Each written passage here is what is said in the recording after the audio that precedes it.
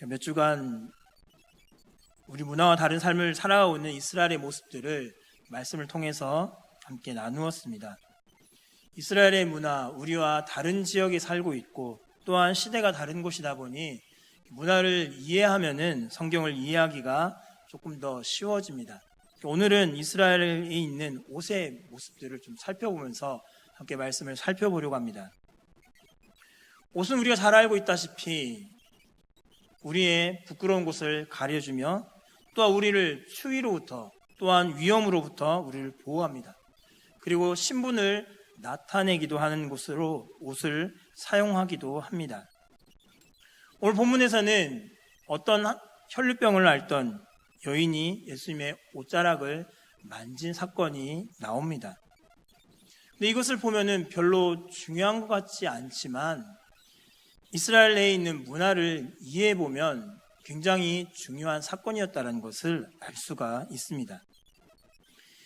혈루병을 갖고 있던 여인이 예수님의 옷자락을 만진 사건은 마태복음과 마가복음과 누가복음, 세 공강복음에서 똑같이 나오고 있습니다.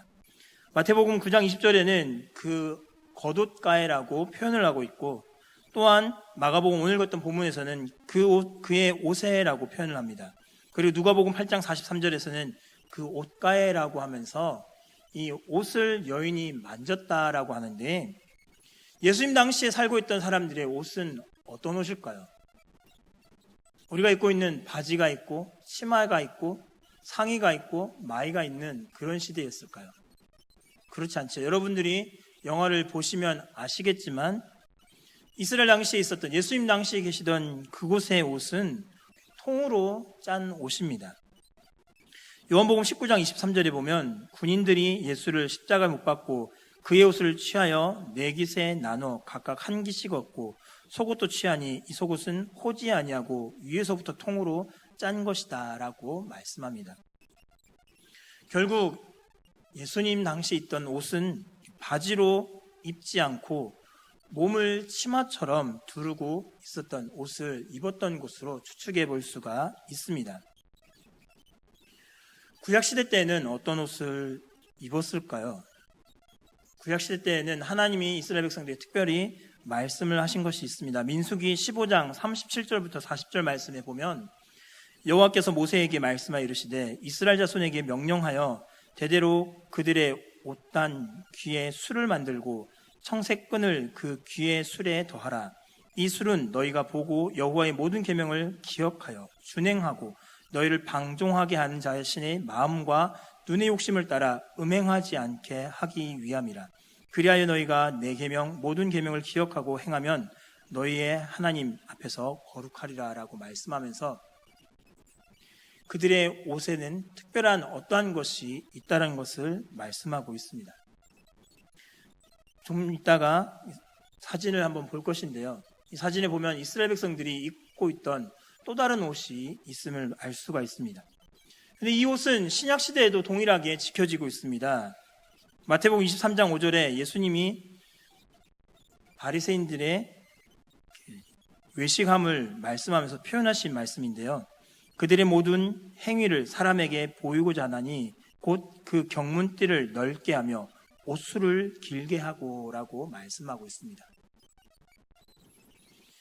바리새인들의 모습들, 전형적인 외식하는 모습이 옷술과 경문을 길게 하는 것에 있다라고 하면서 대표적인 외식하는 모습이 옷에 대한 모습으로 나타나고 있습니다. 예수님도 율법 시대를 사셨기 때문에 아마도 이러한 옷에다가 옷술을 단 옷을 입고 계셨을 것입니다. 사진 한번 볼까요? 사진을 보시면은 한 유대인이 머리에 무언가를 쓰고 있습니다. 그리고 머리에 쓰고 있는 거 끝에 보면은 끈 같은 것이 쭉 매달려 있지요. 이걸 조금 더 자세히 보겠습니다. 이것을 머리에 쓰고 있는 것을 칼리트라고 말합니다. 기도숄이라고 얘기하는데요. 기도할 때 이 사람들이 머리에 씁니다. 머리에 쓰면은 기도하는데 더 집중이 될 것이다라고 이들은 생각하고 있습니다. 뿐만 아니라 이 아까 보셨던 사진 속에서 보셨던 긴 끈이 있는데 이것은 찌찌트라고 부릅니다. 이것이 옷술입니다. 옷술인데 지금 보시면 흰색이 있고 파란색이 있습니다. 이 파란색은 아까 성경에도 나왔다시피 민수기 15장 37절에서 40절에 나왔던 것처럼 이 옷술에다가 파란색 술, 이것을 염색을 합니다. 이것은 달팽이의 피로 염색을 하는데요. 이것을 통해서 자신의 경건성을 나타내고 있습니다. 여인이 만졌던 옷은 아마도 이것이지 않을까 많은 사람들이 추측을 하고 있습니다. 왜냐하면 누가복음 8장 44절에 보면 옷 끝자락에 해당하는 헬라어 단어라는 것이 있습니다. 크라세페톤이라는 단어가 있습니다. 이 단어를 헬라어로 썼던 단어가 이 본문에 나와 있습니다. 민수기 15장 38절에 보면 옷단 귀리 술에 해당하는 히브리 단어가 찌찌트였습니다. 아까 말씀드렸던 이 찌찌트를 72인역 히브리어 성경을 헬라어 성경으로 번역하면서 이 단어를 찌찌트라는 단어를 어떻게 바꿨냐면은 누가복음 88장 44절에 나왔던 크라세페톤이라는 단어로 바꾸었습니다. 그렇다면은 예수님의 옷술을 만졌던 것이 여인의 행위였다라는 것입니다. 여인이 그냥 예수님의 옷을 만졌는데 옷을 단순하게 그냥 옷 아무데나 붙잡았다는 것이 아니라 찌찌트라고 불렸던 이 부분을 여인이 만졌다는 것입니다. 이 여인이 만지면서 자신이 이 옷가에만 손을 대어도 내가 나음을 입겠다라는 그 믿음을 갖고서 예수님의 옷가를 만졌고 여인은 어떻게 되었습니까? 혈류의 근원이 말랐습니다. 몸이 회복된 것을 그녀 스스로가 느꼈습니다. 그런 가운데서 예수님이 어떻게 반응하셨나요? 자기에게서 능력이 나간 것을 깨달으셨습니다. 그리고서는 사람들을 둘러보면서 누가 내 옷에 손을 대었느냐라고 질문을 하십니다. 그런데 이 예수님이 말씀하셨던 옷이라는 단어도 동일하게 지금 이 찌찌트라는 부분인데 이 옷에다가 누가 손을 댔냐라고 할 때에 사실 경건한 유대인들은 이 탈리트와 찌찌트를 대대로 물려줍니다. 그리고 아무나 이것을 만질 수가 없었습니다. 가족 외에는 이 옷을, 이 찌찌트에 해당하는 옷 옷술을 만질 수가 없었습니다. 유대인 전통에 의해서 이것이 함부로 만져질 수 없는 것이기 때문에 누군가가 그것을 만진다는 것은 굉장히 예를 범하는 일, 사람들에게 지탄을 받을 만한 행위에 해당한 행동이었습니다. 그런데 지금 예수님은 그것을 알고서 누가 이것을 만졌느냐라고 말씀하고 있다는 것입니다. 그때의 여인이 어떻게 하였습니까? 여인이 자기에게 일어났던 일을 예수님에게 고하지요. 한번 생각해 보십시오. 지금 이 여인은 혈루병을 앓고 있는 여인입니다. 넬기에 구분되어진 율법에 의하면 이 여인은 부정한 여인입니다. 부정한 여인이 지금 옷 중에서도 경건성을 나타내고 있는, 의로움을 드러내고 하나님 앞에서 내가 이렇게 신실합니다라고 나타내는 이 옷 단수를 만졌다라는 겁니다. 옷술을 만졌다라는 것은 부정한 여인이 경건한 사람을 만짐으로써 경건한 사람이 부정하게 되었기 때문에 이 일로 인해서 이 여인은 굉장히 지금 곤혹스럽다라는 것입니다. 어떻게 얘기합니까? 33절에 보면 자기에게 이루어진 일을 알고 두려워하여 떨며 와서 그 앞에 엎드려 모든 사실을 여쭙습니다. 두려워 떨었다라는 것 자체가 지금 그냥 왜 일어난지에 대해서 아무 의식이 없는 것이 아니라 이 여인도 알고 있었다라는 것입니다. 여기를 만지면 안 되는데, 안 되지만 만지면 자신이 나을 것이라는 것을 알기 때문에 이 여인은 어떤 마음으로 왔겠습니까? 저기만 만지면 되겠지, 아무도 모르겠지 생각하고 사람들이 많으니까 서로 밀려다니니까 만지고 가자라는 마음으로 왔을 것인데 지금 이 능력이 나간 것을 예수님은 알고서 그 여인을 찾아내셨습니다. 여인은 지금 두려운 가운데서 있습니다. 두려움 가운데서 자신이 이제 어떠한 질타를 받을지, 그리고 주변에 있는 많은 사람들로부터 어떠한 비난과 조소를 당할지 알지 못하는 가운데 두려운 마음으로 예수님 앞에 나왔을 때 예수님이 34절에서 무엇라 말씀하십니까? 함께 읽어볼까요? 34절입니다. 예수께서 이르시되 딸아 내 믿음이 너를 구원하였으니 평안히 가라. 내 병에서 놓여 건강할지어다. 아멘. 오늘 본문에서는 딸아라고 말씀합니다. 그렇다면 이 단어가 어떤 단어로 쓰였을까요? 이 여인 25절부터 나왔던 혈병으로 알아온 한 여자가 있다라고 말씀하는데요. 이 한 여자라고 하는 이 단어는 이 헬라어 단어의 뜻을 살펴보면 결혼한 여자입니다. 결혼한 여자를 지금 여인이라고 지금 우리 성경에서 번역하고 있는데 헬라 원문으로 보면 결혼한 여자라고 하면서 이 여자가 나이가 어느 정도 되는지를 우리로 하여금 추측할 수 있게 만들어줍니다. 그런데 예수님은 지금 나이가 몇 살이시죠?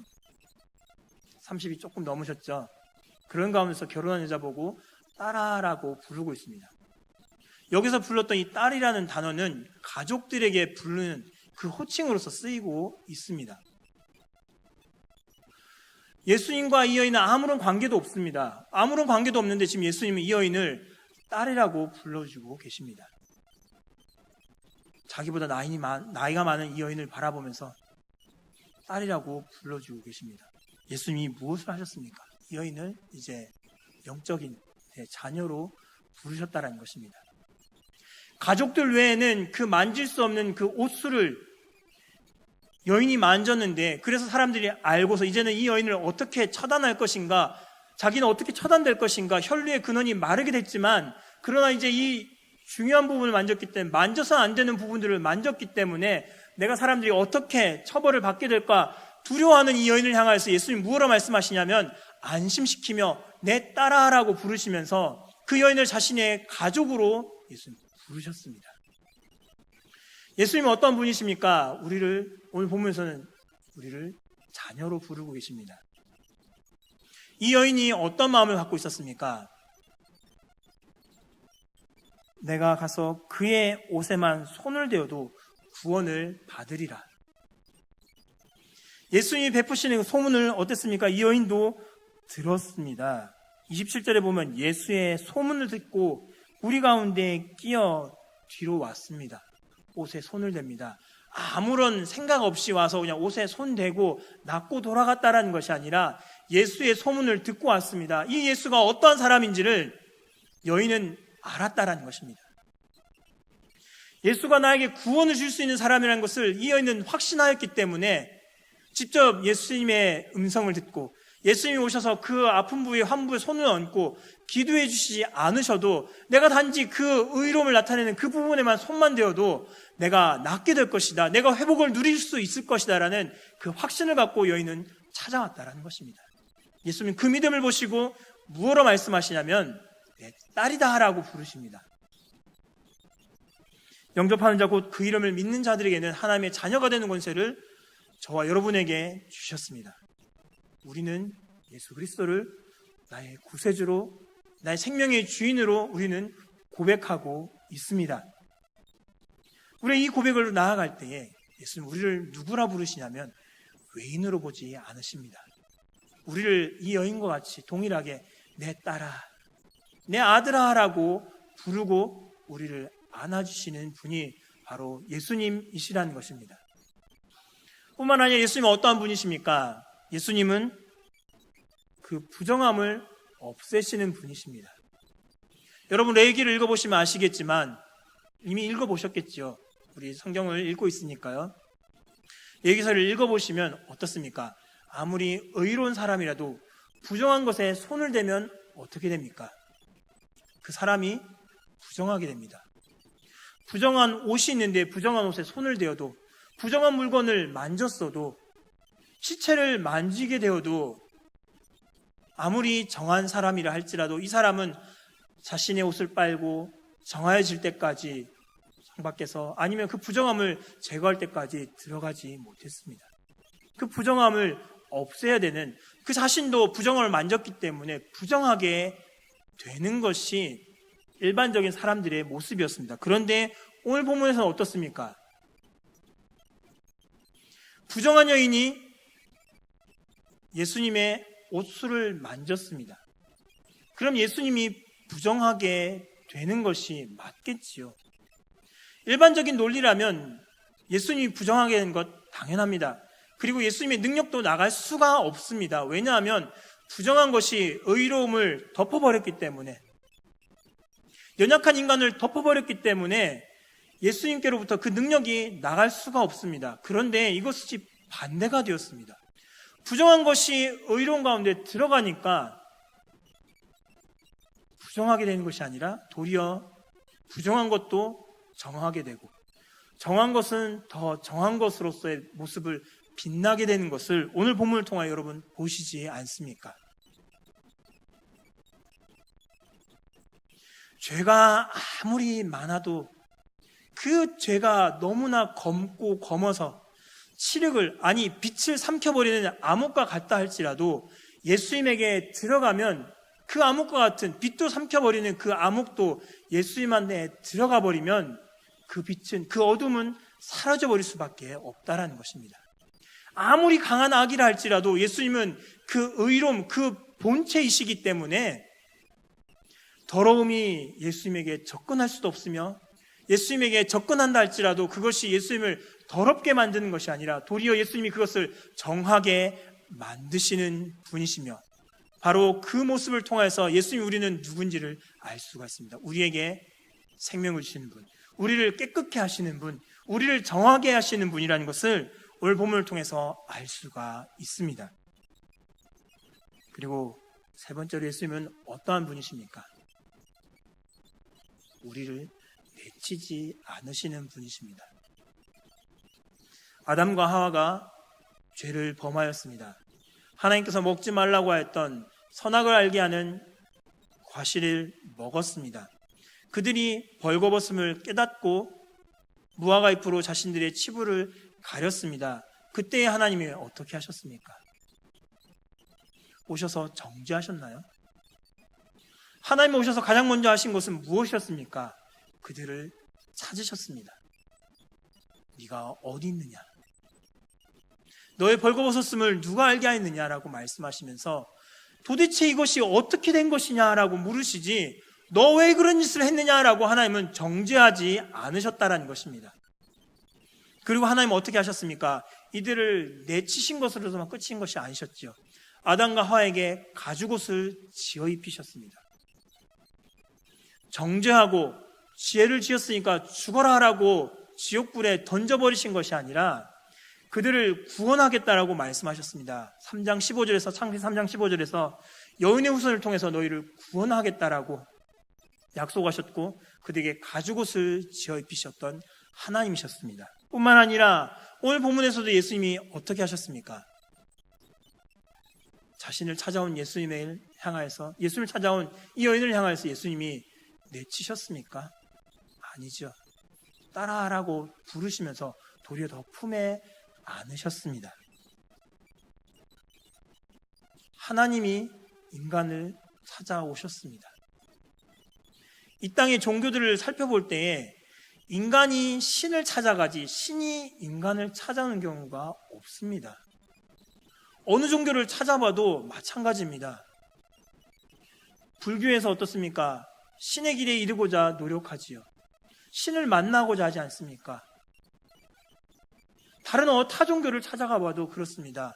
신이 찾아오는 것이 아니라 인간이 신을 찾아갑니다. 어떻게 하면 우리가 영생에 이를 수 있습니까? 어떻게 하면 열반의 지경에 들어갈 수 있습니까? 등등 구원에 이르고자 사람들이 길을 찾아 구도자의 모습으로 나아가지만, 우리가 고백하고 우리가 신앙하고 있는 이 하나님은 우리를 찾아오시는 분이십니다. 우리를 내치는 분이 아니시라 도리어 찾아오셔서 우리를 안아주시는 그 사랑의 하나님이시라는 것입니다. 로마서 11장 29절에 보면 하나님 우리를 부르심에 있어서는 후회함이 없다라고 말씀하십니다.